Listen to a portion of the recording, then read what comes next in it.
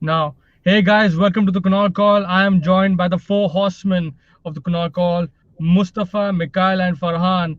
And Hey tonight we are going to yo, be talking about the one of the most famous things, I think the most famous incident that has happened in the WWE.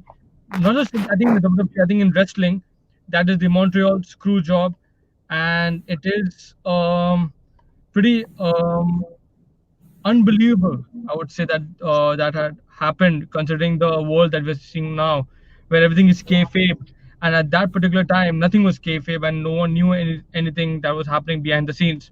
So, thank you guys for joining me. The first question I would like to ask is Mr. Farhan. I know he's a Bret Hart fan, and I would like to ask you what kind of an impact that did Bret the Hitman have on wrestling? Kunal, thanks for having me. I've been very excited to talk about this topic for a while now.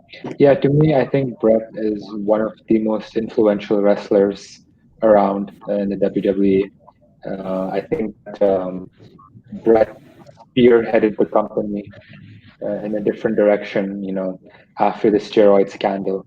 And I think that a lot of technical wrestling would not have existed without Bret Hart. And I would say that, in a weird way, I would say without Brett, the company would not even exist. When I look back on, like, for example, stars like The Rock or Stone Cold Steve Austin, who have been credited for saving WWE, from the Monday Night Wars, they would not have even reached the level of success that they did without Brett. We both know that Stone Cold Steve Austin, his rise to superstardom was because of Brett, and same with The Rock. So I would say Brett was tremendously influential, and I don't believe the company would even exist or it'd be as successful as it was without Brett. Okay, that's a very interesting point that Farhan has made. I would like to ask Mustafa over here. There was a match that happened between Bret Hart and Shawn Michaels at WrestleMania 11, if I'm not mistaken. No, is it 12 or 11? 12. it's 12. 12. So it happened at WrestleMania 12, the Iron Man match.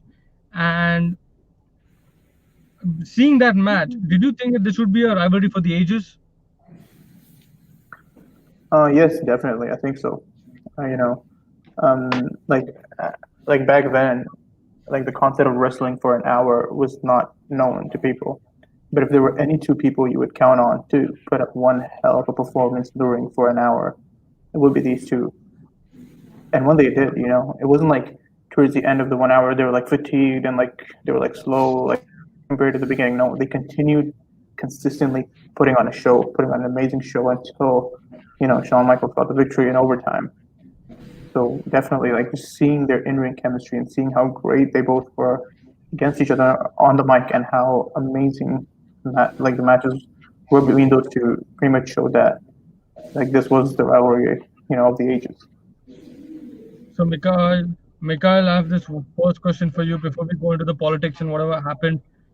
Could Hmm. this have been avoided at all? Hey Kunal, first of all, thanks for having me. I'm really stoked for this, especially this episode of the Kunal Call. Anyway, let's get right into it.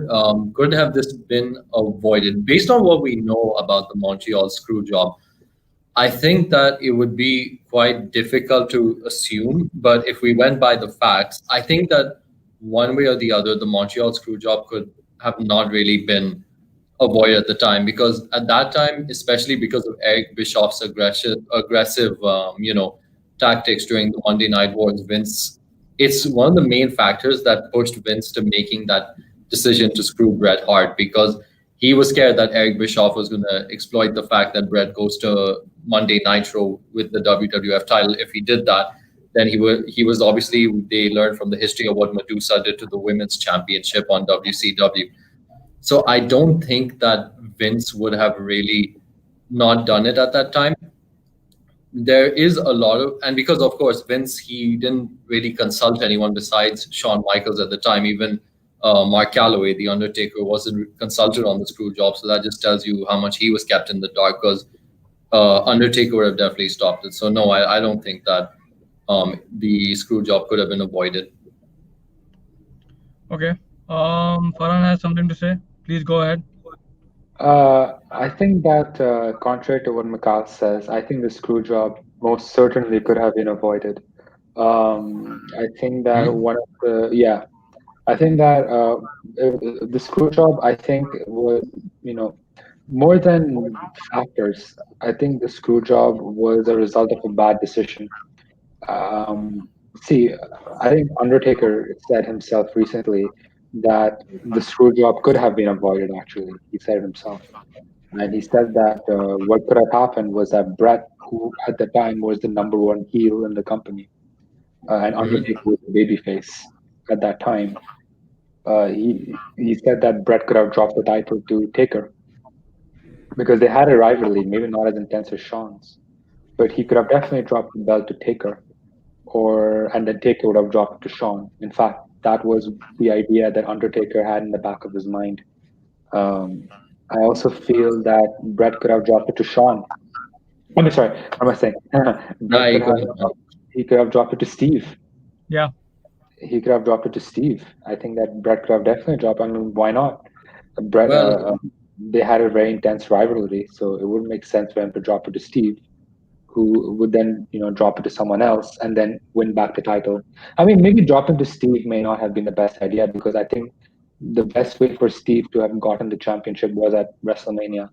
But I feel that Bret could have dropped it to Undertaker, and this whole thing could have definitely been avoided. And I feel that, you could argue that the Montreal Screwjob, you know, without the Montreal Screwjob, we may not have had the Mr. McMahon character.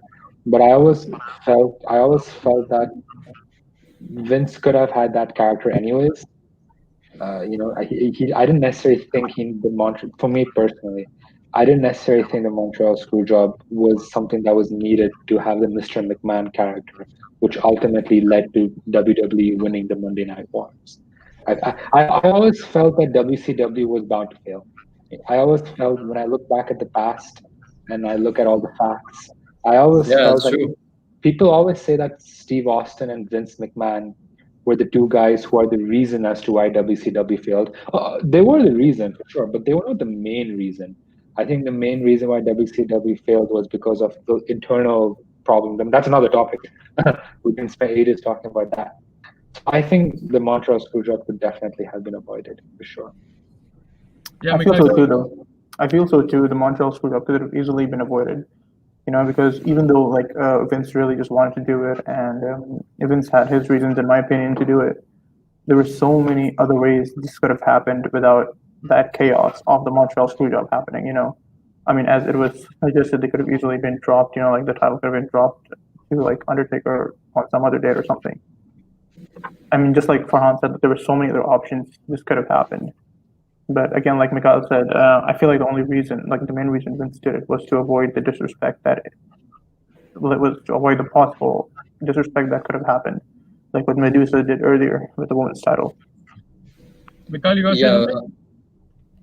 yeah, Kunal. What I wanted to say actually was, see, they both of them actually bring up a good point, but the reason what I'll further elaborate on actually is Eric Bischoff, because I think although Bischoff wasn't in WWF at the time, the fact that he was so aggressive in his business, he was a very shrewd businessman during the Monday Night Wars. I think he pushed Vince into that desperate situation. I mean, Eric Bischoff as well has been quoted as saying during the Monday Night Wars, I will not rest, I will not stop until I put a stake through the heart of the WWF and Vince McMahon. So that just goes to show, like, obviously Vince is a person who has to look after his own business, has his own wrestlers to look after.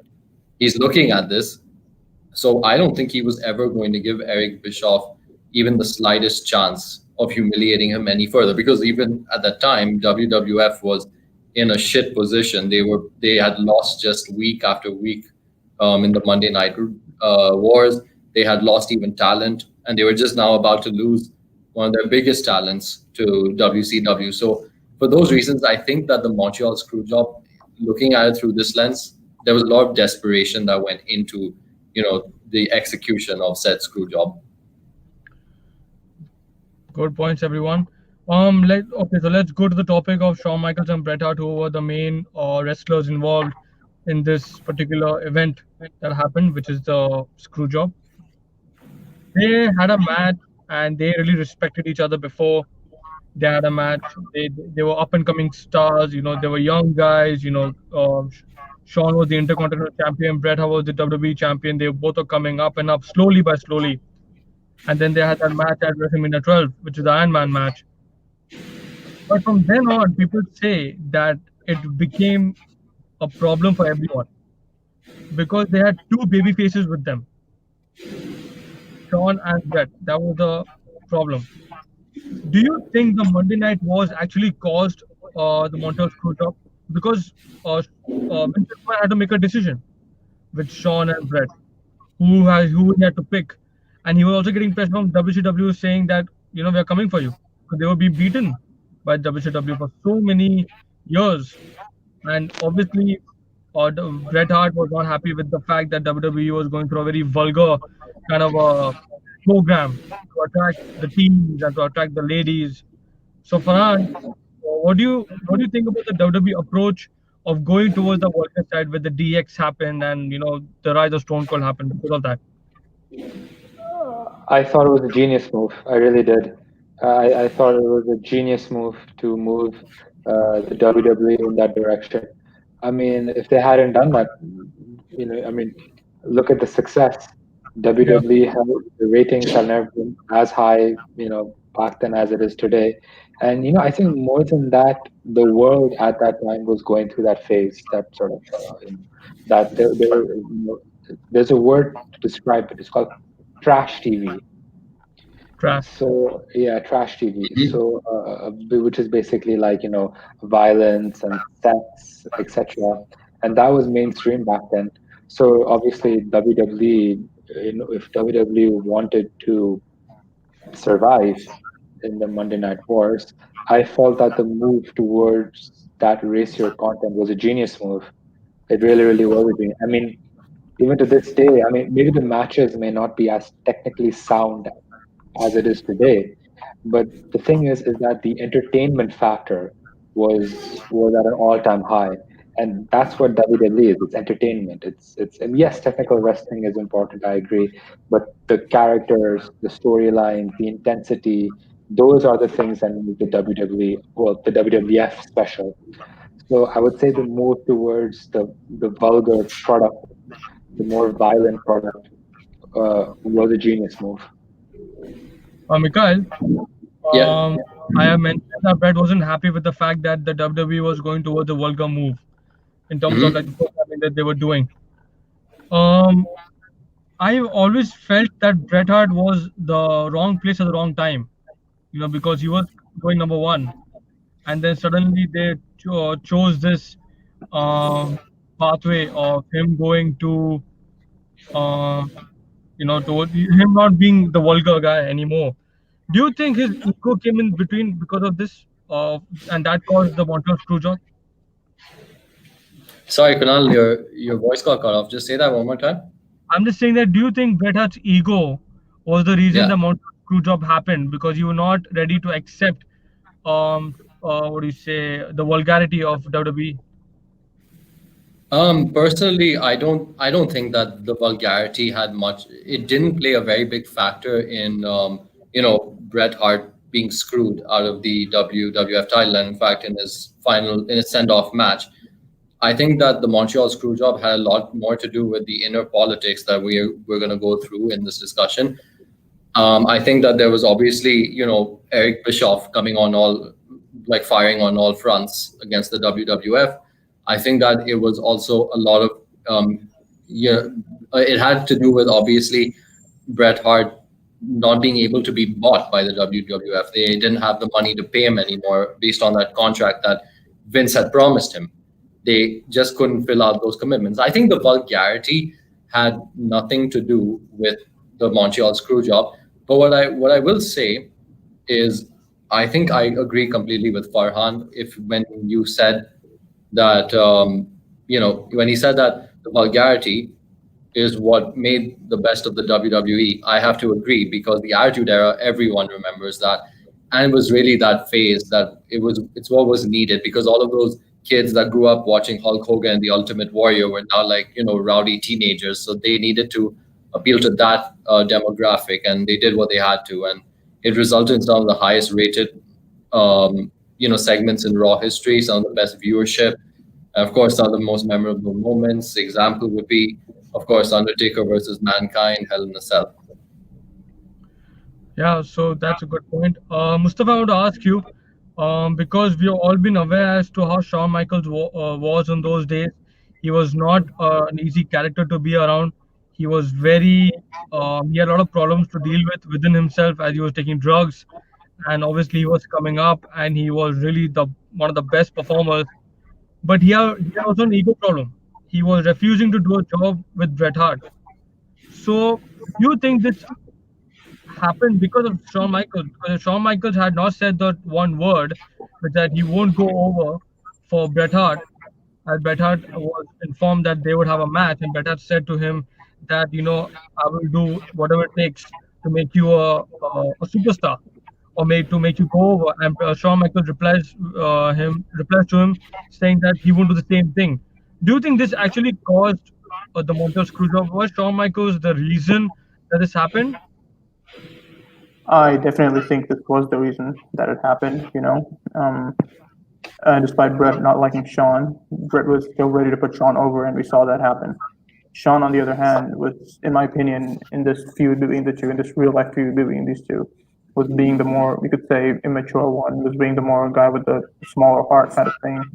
As you said, like as you yourself said right now, that he was not an easy person to convince to put someone over or to have your way with. So yeah, I definitely think Shawn being what he was back then, which was a really arrogant backstage politician kind of guy, pretty much like what Hulk Hogan was in the '80s. It was like this happened because of him. Even though I do feel as if Vince had his reasons to do it and make Shawn the scapegoat, as in to like get all the blame because he wasn't known as a Mr. McMahon character back then that he is right now. But Shawn not wanting to put Bret over had a huge role to play in that, and we saw what happened in SummerSlam 2005 when Shawn Michaels met his match in terms of ego. When him and Hulk Hogan had that famous match. Hulk didn't want to put him over. He didn't want to put Hulk over. So Shawn was like, well, because you do to me what I want to do to you, I'm going to mess this match up for you. And we saw that in the best way possible. Okay, that's a memory down the lane for Shawn and Hulk Hogan. Mikhail, I want to ask this question about Vince McMahon, because he was Mm-hmm. the owner of the WWE, and at that time he had to make a decision of Shawn Michaels and Bret Hart. But regarding the stories I'm hearing, or I've heard and I've seen, that he didn't actually have the kind of I would say the guts or the ability to have a standoff between Bret and Shawn as to what is exactly the problem. There was no clear communication between these two people, and even Vince McMahon didn't make an effort to make sure that there's clear communication. I think personally that Vince wanted Bret to go because he didn't want him to be there. Personally, I feel like that. So what do you think about that? I think that's absolutely true, Kunal. So actually, here's another a fact. So you know about that contract that Vince McMahon had promised Brett. Basically, the contract was that even like it was a 20-year contract, Yeah. and Brett was going to receive $750,000 a year. That was the agreement. So even though, sorry, Farhan, can you do that again? 1.5 million. Oh, I thought it was. Okay, wait. Then maybe I. Okay, yeah. So it was 1.5 million. Okay, It thanks was for that. it was redone. Yeah, it was redone. So the 1.5 million deal was even because Brett obviously wasn't going to wrestle for all 20 years. So they were going to give him like another role.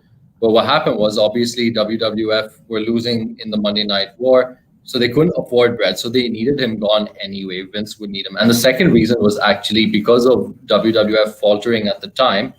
Vince wanted to go public with the WWE. He wanted to involve the public. So in order to buy, like, attract these stakeholders or like the shareholders, he didn't want any long-term investment plans. He didn't want anything that he didn't want to show that his company has something invested that's long-term.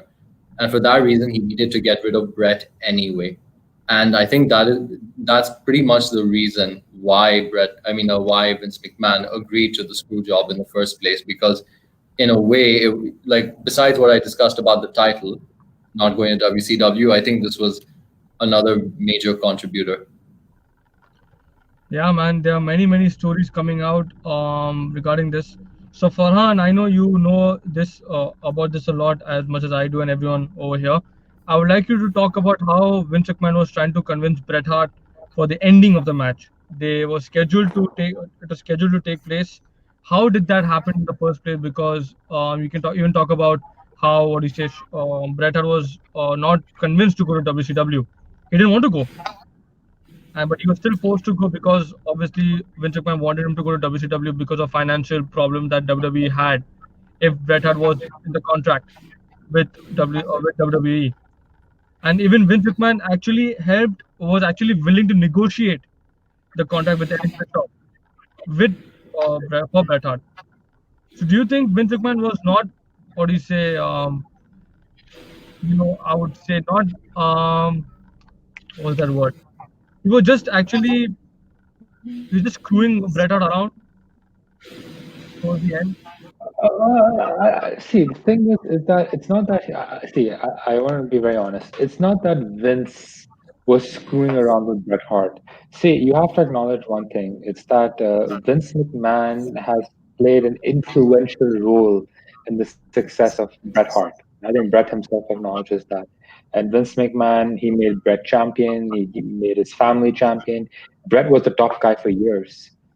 So we have to acknowledge that of Vince McMahon. The problem is simply that Brett was a victim of the circumstances. See, the issue is that firstly, Brett was old. He was old. He was nearing retirement anyways. So I think Vince needed to invest in someone that was more for the long term. Brett was he was like that's why I think that's one of the biggest reasons as to why Vince chose Shawn over Brett. And the truth is that see, I personally think that Bret Hart could have survived in the Attitude Era. I Yeah, think he of could. course. He Yeah, would. I He would. think I think so. I think he could have done it. I think yes, he didn't want quote unquote he didn't want to do it, but I think he could have done it. But the issue was that Vince didn't feel that Bret was going to fit in the Attitude Era. Well, that was a bad decision to make. So I don't know if I can say that Vince was intentionally screwing around with Bret Hart. I don't think that's the case. I think the case was is that Vince just made a really poor decision. He made a really bad decision based on so many different circumstances, like Mikhail pointed out, the pressure from Bischoff, financial issues, the internal politics of WWE, Shawn being an asshole. So I don't know if I could agree with Vince wanting to intentionally screw Brett. Because hey, let's not forget, Vince. I think maybe 2 3 days before the screw job, Vince contacted Brett every single day and tried to Yeah. tell him, please drop it, etc., etc. So the thing is that the screw job. I'm not justifying the screw job in any way whatsoever, but I think Vince's mindset at that time was that he wrongfully felt that a screw job was the only option, which is not true, as I've said before in the past, at least in my opinion. Yeah, I, yeah. What you just said right now that he was talking to Bret Hart every single day, yeah, and when Bret Hart refused to do every single thing, Paul Levesque, that is Triple H, he said that we should do the business for him. yeah, exactly, exactly, And exactly. but I have an issue with that because Vince McMahon really knew Bret Hart as a person. They Yeah, really knew each other very closely. yeah, And Bret Hart wanted to drop the title the next day, and he yeah, wanted to go to WWE. Should he yeah, have trusted Bret Hart regarding that? I just have one thing to ask before you answer that, Farhan. Yeah, yeah, yeah, Yeah, so, yeah. So you're talking about like how I think. See, I agree with you on a lot of things, but I think that from the start, actually, if you look at Bret the Hitman Hart's career with WWF, I don't think Vince ever saw him as the guy, like as on yeah, equal footing as anyone else. And I'll say a few reasons why. So obviously, Brett winning the title was a big thing, yet his yeah, first reign wasn't even televised when he beat Ric Flair for the title. They didn't even televise that. And it always seemed that WWF would put Bret Hart on top until they didn't need him anymore, like until they just yeah. had someone else to replace him. And an example of this was also Bret Diesel. loses to Yoko at WrestleMania, and what happens? Hulk Hogan drags his ass out there and wins the title and screws Bret out of his moment. And he even on top of that refused to put over Bret. So what I'm just asking you, Farhan, is I wanted to get your thoughts on this as well. See, Like what I've just okay, so I'll tackle Mikhail first, then I will go for Kunal's question. tackle me. Mikhail, I mean, I'm not saying tackle in a bad way. I know. I'll answer your question. Yeah. I'll answer Go for your it, brother. question. Yeah. Go for it, brother. I agree with what you're saying. I completely agree. Uh-huh. I think Vince was convinced that Bret may not have been the top guy. I agree with that. He had other people in mind. But there is no denying that Vince definitely did see Bret as at least being one of his biggest stars. Because see, whether you want to admit it or not, Bret had an amazing career. Yes, he deserved better. I agree with that. But yes, you're right that Vince put the title on Bret based on convenience. Like, okay, he's a champion when convenient, and when someone else comes along, we dump Bret. I agree with what you're saying about that. But Vince McMahon gave Bret an insane offer in the first place. In the first place, he gave Bret an insane offer. When negotiations were happening, and at the start of negotiations, Bret flew to Calgary. Sorry. Vince flew to Calgary, and he put a contract on Bret Hart, and he said, "Taker and Shawn are making 700,000. Name your price. I don't want you to leave. I'll never give you a reason to leave." Yeah, that's true. See, the thing is, I believe that Vince definitely valued Bret. I agree with that. The problem is that Vince was just not in the right headspace. He made a very, very poor decision. He was paranoid, number one. Egotistical, again, a big thing. So when sorry, Farhan, sorry, I'm really sorry to interrupt you, but I just want to put a disclaimer out there because I don't want you to get, or anyone watching this or these two to get twisted. So I'm not saying I'm not saying that Bret Hart didn't have an amazing career. He's obviously a legend. He's an amazing wrestler.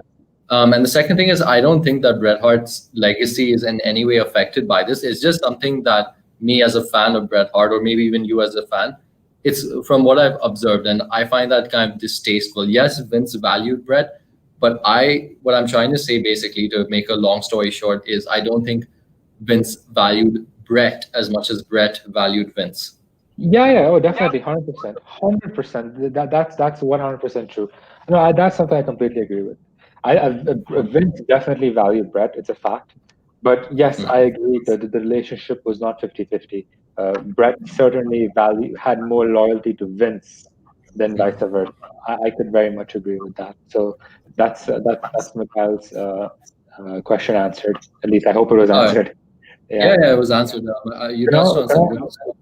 Can you just repeat what you had told me? You said that. I'm sorry, I forgot your question. Actually, I forgot actually what I said. I just want to say that I was talking about Triple H. He was involved in this planning. Yeah, he was involved. So, he tried to pitch a lot of ideas to Triple H and to Bret Hart, and Triple H said that if you can't do business, we should do business for him. Yeah. Knowing he knew Bret for such a long time, he was a very valuable member of the WWE for 12 years. He was there. He never missed a day. He never got injured. He never injured anyone. And Bret Hart's only wish was that he didn't want to lose in Canada that was a Survivor Series. Yeah. Instead, he would come the next day and drop the title. He could have listened to that. That's what my question was. Yeah, I most certainly agree. He could have listened to that. The issue was not that. See, the issue is that it was not that Vince was afraid of Bret. Yes, he was afraid of Bret taking the belt, but after reading about the Montreal Screwjob and learning more about the facts, he was more afraid of Bischoff announcing that he had signed the WWF champion. That was the issue. So had the Screwjob not have happened, then Bischoff would have announced that he had signed the reigning WWF champion, and that's what Vince wanted to avoid.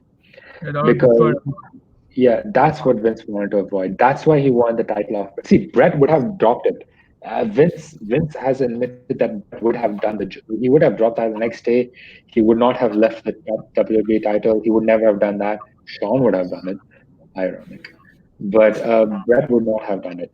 So, yes, I agree with, yes, Brett could have dropped the title later, and yes, the screw job shouldn't have happened. And yes, he should have listened to that. But I'm not justifying this, but remember at that time, Vince is paranoid. So in his mind, he felt that if Bischoff announced that he had signed the reigning WWF title, it would embarrass the company and ruin his fortune. So I think that's the reason as to why Vince did not agree for Brett to drop the title the next day after Montreal. You know what I'm trying to say? Yeah, So yeah. that was the reason as to why Vince disagreed with the idea of Brett dropping the title after Montreal. Okay, so Mustafa, I'd like to come to you. Sorry for not asking a question for a very long time. No, that's Mikhail good. and That's Shawn good. were talking a lot, which is good for the Okay. stream. Apologies, Uh, apologies. Mustafa, I would like to say that okay, we all are Bret Hart fans and we all love him. I think he was one of the best. But him being very uh, very arrogant in some way for some people, he was very arrogant. Like he will not drop the title. Do you think he was right in that, or do you think that he should have dropped the title? He should have moved on and got over with Shawn. He knew that Shawn was an asshole, but he has to do like the next week. The interview came of Vince McMahon, the famous interview that Brett screwed Brett. Do you agree with that logic? Do you understand, or do you don't want to understand? You're like, he screwed my childhood hero after knowing everything. Well, here's the thing. I completely side with Brett on this. Because again, like if one person is provoking you and you don't want anything to do with that person, initially you're going to ignore him and you're going to be like, you know what, I'm just going to do whatever this person says so they can leave me alone. However, Shawn continued to be a pain in Bret's ass. He continued to bully him. He even admitted in his farewell speech after losing to The Undertaker WrestleMania 26, he even said on Raw, Bret Hart is someone I gave a really hard time back in the 90s, so I want to apologize to him. I feel like Bret was justified in not wanting to put Shawn over after all that time. He was ready to put him over, but Shawn was ready to do the same to him. He even said in an interview much later on that I just wanted to see that Shawn had that respect for me. Otherwise, I'm going to lose that respect for him myself. Just a second. Sorry about that. So yeah, I definitely agree with what Brett did. One of the reasons also was that Montreal has known to be a really passionate crowd. They're going to cheer anyone who's Canadian. We saw that with Edge in 2006. Edge had to play the road of Montreal is not Canada to get booed in that city. Other cities in Canada are not like that. Like the Raw next night was in some other city, and one thing was like Brett was ready to just like relinquish the title and leave or give it to the Undertaker or whatever. There were so Yeah, many ways it could have happened, and correct. I feel like Brett was genuinely like justified as into wanting to give the title to Shawn. Yeah. So let's go to the match. Let's go to the match that actually happened. Earl Hebner was the referee, and he was informed just 5 minutes before, not even 5 minutes, like I think a minute before he was going out. You know, that he had to screw Bret Hart, and he was a good friend of Bret Hart. In fact, the previous day, Bret Hart actually asked Hebner that they're gonna ask you to screw me, and Hebner was very shocked and emotional, and he said that he didn't have any idea. Mikhail, when I want to ask you this question, that when the referee, who's one of the most respected referees ever, is put in that position where he has to screw one of the best wrestlers and his closest friends, how does that feel? How did you go through that process? I think that obviously, like, dude, if you're put in that kind of position, holy shit, I don't know what to say. I mean, it must have been a very difficult thing. Earl Hebner, obviously, and Bret the Hitman Hart being close friends, it was, it must have taken a huge mental toll on him because even he swore on his son that he had no idea, even though he did. First of all, and of course, it was the fact that he knows 5 minutes just before the match, and actually, Earl Hebner, I think, refused to do the screw job initially, but he was threatened. Like I think they said they were going to fire him or something like that. Oh, So for that reason, it was like Earl Hebner, obviously, as a friend, you feel guilty, but Earl Hebner was put in this position where he had two choices: go through with the screw job, but you essentially will probably lose your best friend's trust forever, if not most definitely. Or your second option is you lose your job and your son and your wife who depend on you, they might question as to where were your priorities. So I think it was a very difficult situation, and I actually have full sympathy for Earl Hebner. And also obviously he dealt with the Montreal crowd after that. He was also targeted because of the fact that he made the call. So really, for me, I completely sympathize with Earl Hebner. I feel terrible for the guy. Yeah, that's my take on it, to be honest. Okay. I agree because there's also this other information out there that the reason he was informed only 5 minutes before was because if he would have been informed about this way before, he would have definitely tried to stop it and say, "I'm not going to do this." That's why he was informed only 5 minutes before because he was like, "You have no choice. We're going to take your job, or you better do this." And that's why he was not invited to the meeting that took place in that hotel with Shawn, Vince, and two other people. Yeah. So, Farhan, let's talk about the ending of the match, the infamous spot that has happened, and it's been etched in the memory for so many years. I think it'll be etched in the memory for 100 years because it was such a shocking thing to happen. When you saw that incident happening, were you informed of the Montreal Screwjob, or you were just seeing that match as a fan? Well, number one. And how do you think everyone else acted in that situation? Like Vince McMahon, Bret Hart. Bret Hart was probably pissed off. Shawn Michaels, he knew, but he swore he didn't know. So how do you think the rest of the people reacted? And Bret Hart was a victim, obviously. So how do you think, for the first time when you saw it, what's your reaction to that? So to answer first part of your question, I knew of the screw job before watching the match. See, the screw job happened when I was 1 year old. Yeah, So realistically speaking, I couldn't really watch that match without knowing what happened. You know what I'm trying to say? Like the yeah, of likelihood course. of me is significantly low. I would have heard about the screw job and then seen it. So of course, when I saw it, I was like, okay, so what's the big deal? He rang the bell. Okay, whatever, no problem. But when I read the backstory, when I read the facts, when I read the aftermath, when I read the history of Brett and Shawn and etc., then I understood the magnitude of that situation. So when I saw it the first time, I was like, okay, that's bad. He was screwed, but whatever, shit happens.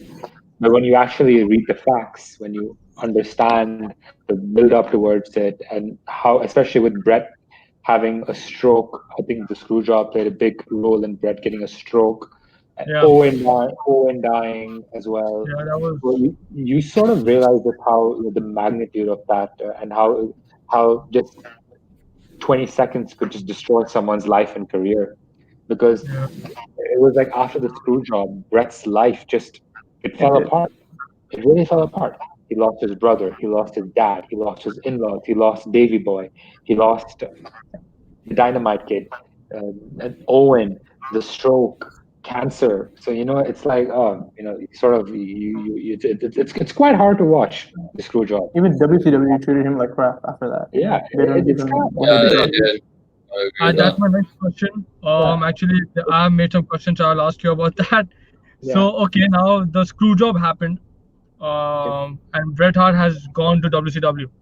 yeah. Mustafa, I would like to ask you, what the fuck happened to Bret Hart at WCW? Honestly, you know what? I am asking the same thing until this day. I have no idea what they did with him. All I know is that the way he was treated in WWE, people expected that same kind of treatment to go like to happen with him in WCW. However, he Yeah, was treated like utter crap, not giving the pushes he deserved. Then again, like as everyone knows, WCW's creative back then was absolute shit. Like WCW's creative was utter bullshit. The promo they did on Nitro after the screw job was cringeworthy with Canadian flags, and I don't know what the hell were they doing. So yeah, I don't know. I think there was some NWO going in there. Like that itself showed like Brett is going from WWE, which is going through this crazy attitude era phase, and going to be like one of the most biggest wrestling. I mean, going to become the biggest wrestling business in the world, to this crap that people laugh at when they watch, and eventually like that took a toll on them. They lost the Monday Night Wars, and then they got bought by Vince McMahon himself. yeah. That happened. Him going to WCW. Mikhail, I want to ask you. I want to ask you regarding Bret Hart in WCW. Did you feel sad that he was destroyed in WCW? He was absolutely destroyed. His career was done. No one cared for him the way they cared for him in WWE. Do you feel that they destroyed his career and his name in WCW? Well, first of all, I'm going to start off by saying fuck Bret Hart's WCW career. Okay, but on a serious note, though, so I think Bret Hart, first of all, I think what happened was Bret Hart was playing in WCW was back then like a league of its own, and the problem was the inner politics.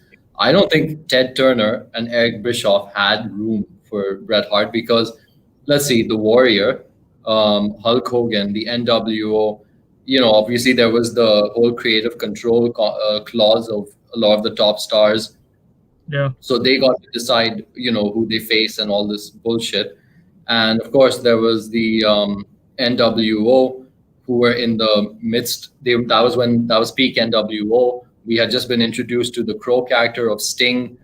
So there were a lot of factors.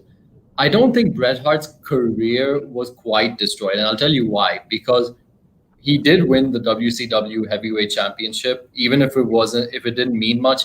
He still won it. At least he got that honor. but And the the matches, way he was, I'm talking about the way he was booked in that yeah. the Okay, run. there's only. Oh, okay. If you're talking about booking, like just forget about it. It was absolute shit. Except only one moment which I found actually cool, which was when Goldberg tried to spear Bret Hart, and then Goldberg collapsed as well, and that's revealed that Bret Hart was covering his torso with steel, and then he's like, "WCW, I quit." So that was the only cool booking I saw. Otherwise, besides the matches with Chris Benoit, this is the second time I'm mentioning him. It's I'm fine. not doing that. It's fine. I'm probably getting in trouble. I'm sorry if your podcast gets shut down, Kunal. But anyway, back to it. So besides his matches with Benoit, his match, and I think even he had a good match with Flair. There wasn't really too much to his WCW career. I think that it was just a disaster because of all of these factors I've just said. That's a good point you have made. Um, let's talk about the main guy. I think Vince McMahon. Um, the interview that he gave next week, saying that Brett screwed Brett, and he accepted the hatred that he was getting from the crowd and from the people. Like so many people quit. Like Mick Foley quit, and so many superstars were saying that they won't work for. What do you say? They won't work for Vince McMahon. Farhan, I would like to ask you how smart it was of Vince McMahon to become the ultimate villain in the company, and how did it help Steve Austin? Oh, genius. Vince is genius. He's made some very stupid decisions, but you don't become a self-made millionaire by being a fool. He's a genius. It's a fact. And obviously, you can argue that today's WWE product is, inferior to say the least. But Vince is richer than ever. He's worth like what, 3 billion now, something like that. So no, Yeah, Vince is a genius, and it was a genius move. I think Bret Hart in an interview said that he expected Vince to use that to his advantage, and why not? He's a businessman, so it was a good move. And yeah, I would say that I would say see when it comes to Steve Austin, although you could argue that I'm being biased, I would say that his greatest rival was Bret Hart. Very honestly speaking, it's a it's a very controversial and a very debatable thing to say. And the why do you reason say that? I Why do you say say that? because ultimately it was Brett and Vince, that rivalry, that ultimately was the reason why Raw took over Nitro over the ratings.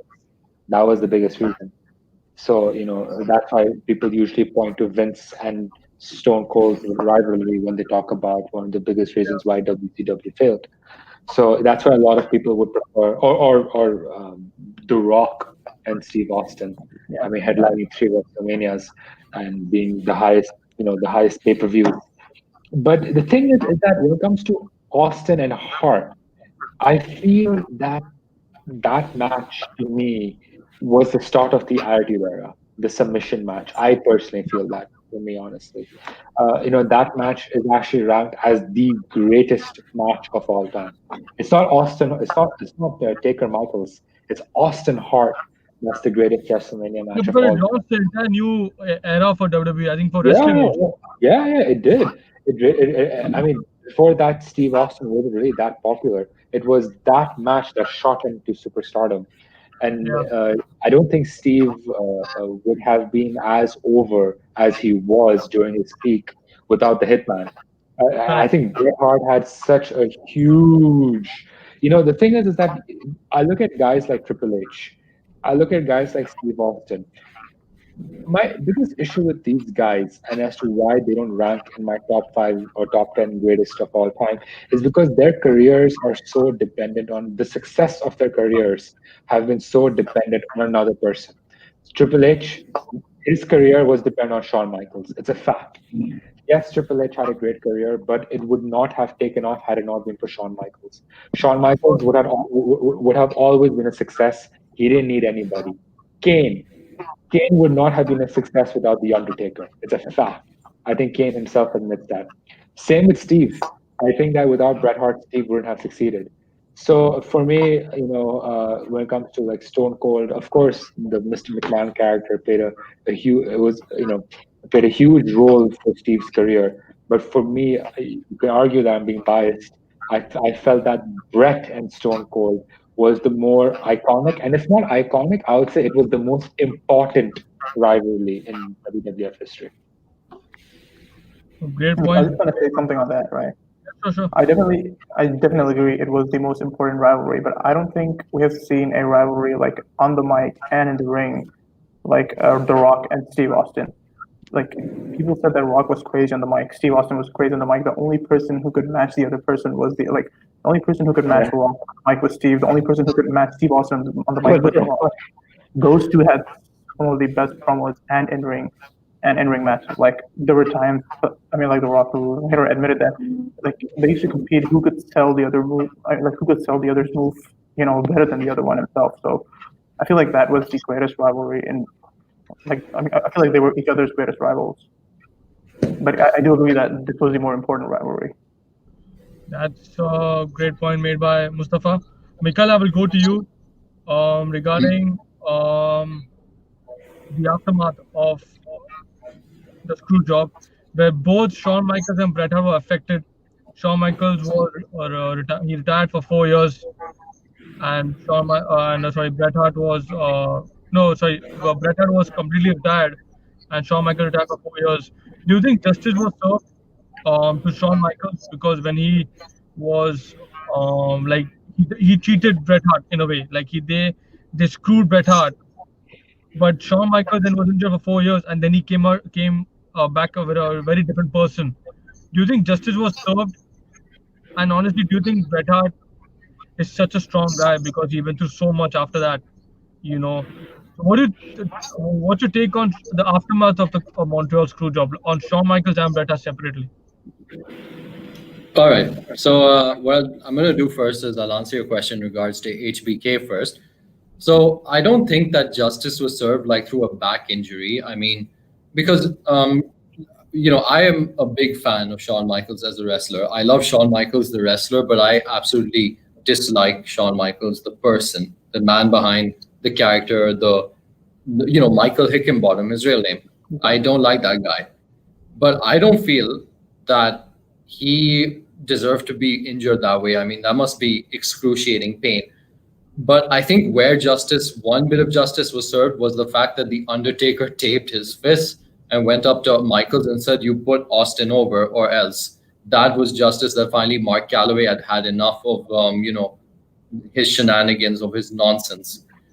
And I actually do admire Shawn for like because of obviously, I mean, I'm not trying to go off a different topic here, but on the Yeah, subject of addiction, of substance abuse, of alcohol, these kind of things ruin people's lives, yeah, even if they don't realize it. These are life wrecking, and for Shawn Michaels to like become a born again Christian and be a changed man when by the time he returned to the WWE, I couldn't help but to feel happy for him, knowing what I know about his story. So that answers for Shawn Michaels. In regards to Brett, absolutely, you're right. I mean, the man's mental strength, I is something that I cannot believe that one human being can have. I mean, like Farhan mentioned, he got screwed by someone he considered his father figure, Vince McMahon. He considered Vince as like a father to him. His real father, Stu Hart, his passing, Owen's death, cancer, the stroke, the concussion he suffered because of Goldberg in WCW. So many things in such a short period of time, and yet Bret the Hitman Hart is still here. He's still standing, and he's still, and the fact that he came back to WWE and was able to move past this with Shawn and Vince is something I admire, because that's even another testament to his mental strength, that he had that capacity to even be that forgiving. So I think Bret Hart is definitely a shining example for a lot of us in our lives. Whatever we're trying to achieve, whatever we're trying to do, Bret should be an inspiration, and I don't think he gets as much credit as he deserves. That's true, actually. Okay, so I'm going to come to my last two questions. The second last question, and I want all three of you to answer this. I'll go turn by turn. There are many people saying that the screw job was a work, like Bret Hart and Vince McMahon planned it, and they took Mickey out of all of us, and they screwed us actually. I'd like to start with Mustafa, Farhan, and Mikhail. Do you think it was a work? And what do you say about people who say it was a work? I don't agree. It was a work at all. I mean, first of all, everything's pretty much out there. They've all spoken about it. They've all broken kayfabe over it as well. If you ask Vince Russo, which was the main creative director or the main scriptwriter of the Attitude Era, he himself admitted that Vince McMahon had gone into such a crazy state of mind that he would do anything, literally anything, to make WWE look like attractive to people. Farhan earlier mentioned, everyone was enjoying everyone was enjoying like vulgar content on TV. Like the Jerry Springer show was something everyone was used to watch by then, and Vince Russo himself used to watch that show and then write Attitude Era scripts based on that. So I feel like Vince was definitely in this mindset that he would literally do anything to, like anything to just make WWE talked about or something like that. I feel like I feel like one of the reasons Vince did this was because he didn't care whether or not people liked him. All he cared about was, okay, now everyone's going to talk about this. It's going to be on everyone's minds, and that's the reason why the Attitude Era happened. That's the reason why every messed up stuff in the Attitude Era happened, afterwards. And yeah, definitely this was not a work. It's clear, this was clearly an evil genius. I mean, not a genius. Again, I'm not backing up or I'm not supporting what Vince did, but it was definitely an evil genius move by Vince. Farhan, what about you? Yeah, it definitely wasn't. I mean, it's been more than 20 years, and knowing Vince McMahon's ego, he definitely would have come out one day and said, "Guess what? It's a work." Because what does he have to lose if he says it's a work? Right now, you know what I'm saying? If he comes out in the public, knowing Vince's ego, he would have said it's a work years ago. You know what I'm trying to say? He would have. Vince McMahon is this sort of person who would have loved to have taken credit for planning the Montreal Screwjob if it was a work. Secondly, no one has in the past 23 years, no one has given any solid evidence to suggest that the Screwjob was a work. It's all speculation. It's all hearsay. It's all circumstantial. There is no proof. The third reason is that the people who say the Screwjob was fake are unsurprisingly the Click members. You know what I'm saying? So no surprise there. And finally, when Owen Hart died, Bret had mentioned Screwjob, and he said, "Look what happened to me. When you don't play things by their way, this is what they do to you." And this is what happened to Owen. He died. So if the Screwjob was a work, his brother died. He would not have mentioned the Screwjob within the context of Owen Hart's death. So just for those reasons, I think the Screwjob was definitely not a work. What about you? I think that people who say the screw job is a work, that's just ridiculous. And here are my questions to those kind of people. So if the screw job was a work, in order for the screw job to be a work, you would have. So you're telling me that even the whole politics was a work, the whole WCW, Eric Bischoff completely try and blast WWF out of competition. That was a work. You see, it can't be a work because all of the factors combined is what led to the decision. The only way the screw job is a work is if everything else was a work, and that's just not possible. And it's like Farhan said, if it was really a work, they would have just come out and said it today that, yeah, it was a work. They have literally nothing to lose. It's been 20 plus years. People move on with life. So, and even Brett is back with with the company. So there's really no reason to keep it a secret anymore. And I think people who are saying, "Oh, it's a work," is because I think there are also those type of fans who just basically say wrestling is fake or this and that, scripted, whatever they want to say, which Yeah. they still treat us like we're dumb. We wrestling fans, we know that wrestling is fake, but it doesn't change the fact that the stunts and the backstage politics exist, just like any other organization. So I hope that answers it. Yeah, that actually answers everything. The last question for me to all of you guys is, has it changed the industry? Has that match and that incident changed in terms of booking? Because after that, people must have been more clear, because if they can do it to their top talent, they can do it to anyone. You know what I'm saying?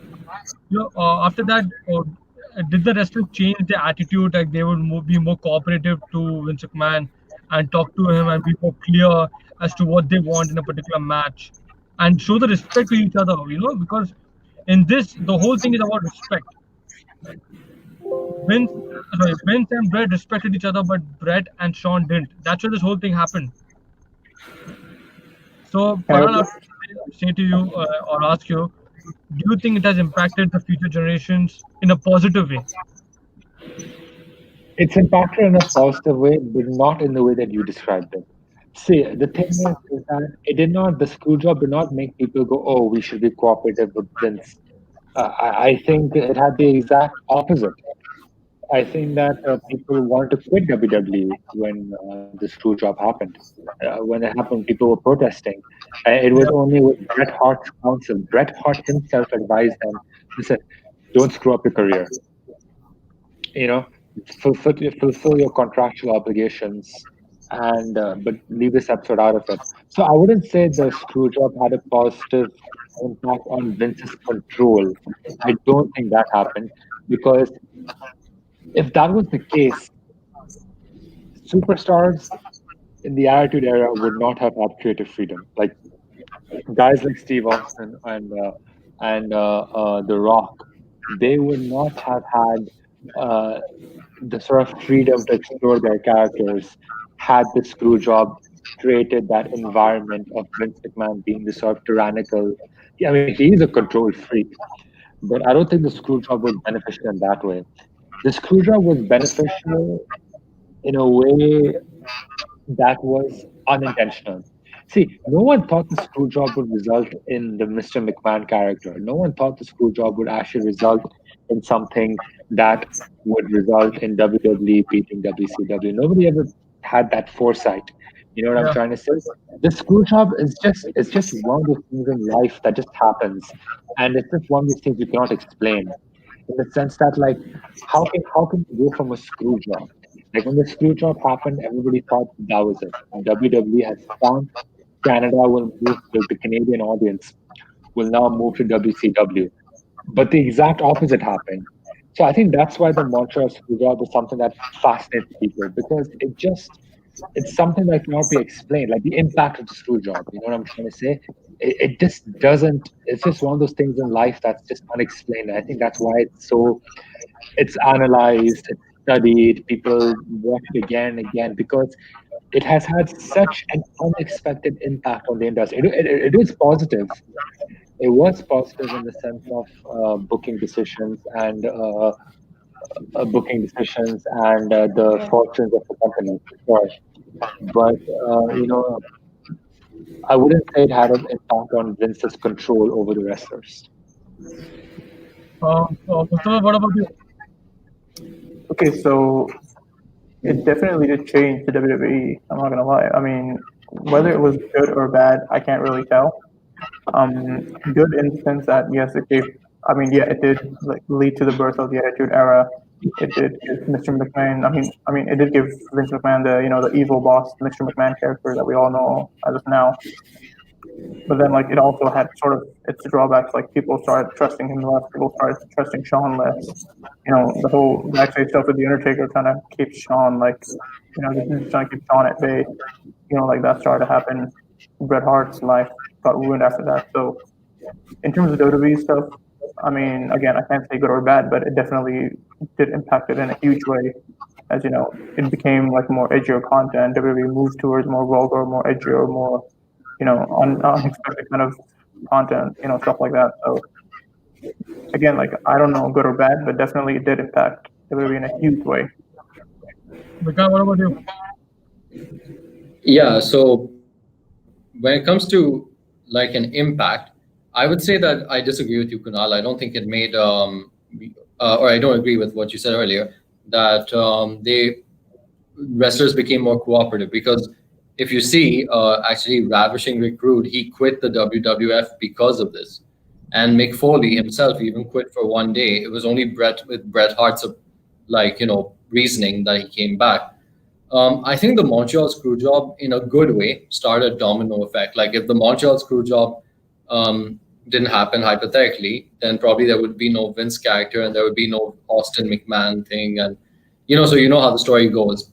But I think that even wrestlers, what they've wanted, and as a way for WWF to mend ways, I think they keep the wrestlers a lot more in the loop of what's going on with the bookers and like because of that, because of the Montreal Screwjob. An example of this is, let's take another like really big star who was informed of a decision he didn't agree with, Stone Cold Steve Austin. So when Brock Lesnar was new to the company, in an effort to put him over, Vince McMahon himself even told Steve Austin, I want you to put over Lesnar. You're going to lose to him. And Austin refused, not because he didn't want to put over Lesnar. He said that, I don't mind putting over Brock Lesnar. The problem is that there's no build-up. It's just a random match on Raw, and I'm going to get my ass kicked by this rookie. So that makes no sense. And obviously there was a back and forward argument, back and forth. And that's what led to Austin departing from the company in 2002.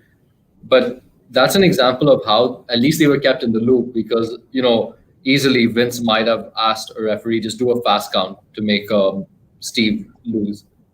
It probably wouldn't happen considering 1997 happened, but it's just like to gain that confidence of the wrestlers. So yeah, I think that at the end of the day, Bret has forgiven the WWE himself, so it's all good now. Yeah, it's all good after, I think, after 13 years, he came back and he had that WrestleMania 26 match with Vince McMahon, which showed that he was. Oh, let's not talk about that. I'm not Please talking about don't. that. I'm just saying that it just shows that they're okay with working with each other. The match was Yeah. shitty, Yeah, but He it was was even kind of. awarded the U.S. title that Yeah. in 2010. Yeah, yeah, yeah, he did. I think the Hall of Fame was a bigger award to Yeah, Bret Hart than the definitely. WrestleMania or the US Championship. Yeah, definitely. Being inducted in the Hall of Fame, I think that's more bigger.